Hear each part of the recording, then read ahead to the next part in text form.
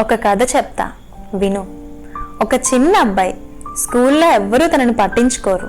Teachers చెప్తారు ఇతనికి అర్థం కావడం కష్టం, ఇతనికి ఏం సాధ్యం కాదు అని. రోజు టీచర్ అతని చేతిలో ఒక లెటర్ పెట్టి ఇంటికి పంపిస్తారు. ఇది మీ అమ్మకి ఇవ్వాలి నువ్వు అని.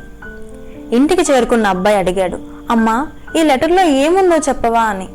అమ్మ లెటర్ చదివింది, కానీ అందులో ఉన్న నిజం, కోపం, బాధతో ఉన్న మాటలున్నాయి. మీ కొడుకు ఒక మూర్ఖుడు, మా స్కూల్లో చదువుకోవడానికి పనికిరాడు. అమ్మ ఒక్క క్షణం కూడా ఆలోచించలేదు. లెటర్ మూసేసి తన కొడుకు కళ్ళల్లోకి చూస్తూ చెప్పింది, నాన్న నువ్వు చాలా గొప్పవాడివి. ఈ స్కూల్కే కాదు, ఈ ప్రపంచానికే నీ తెలివితేటలు అవసరం. ఆ మాట ఆ చిన్న బాలుడి హృదయంలో ఒక ఆలోచన పెట్టింది.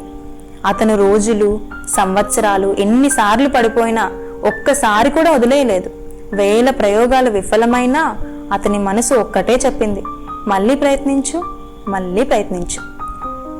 ఒకరోజు ఆ ప్రపంచాన్ని వెలిగించే ఆవిష్కరణ చేశాడు. ఎలక్ట్రిక్ బల్బ్ని కనిపెట్టి. సంవత్సరాల తర్వాత తల్లి పెట్టిన వస్తువుల్లో ఆ పాత లెటర్ అతనికి కనిపించింది.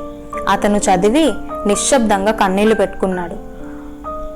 అతను నెమ్మదిగా అన్నాడు, ప్రపంచం నన్ను మూర్ఖుడు అనింది. మా అమ్మ నన్ను జీనియస్గా నమ్మింది. ఆ చిన్న బాలుడెవరో తెలుసా?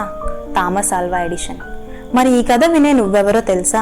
ప్రపంచం ఏమన్నా నీ మీద నువ్వు నమ్మకం పెట్టుకుంటే చీకటిని వెలుగుగా మార్చగల వ్యక్తివి నువ్వే అవుతావు.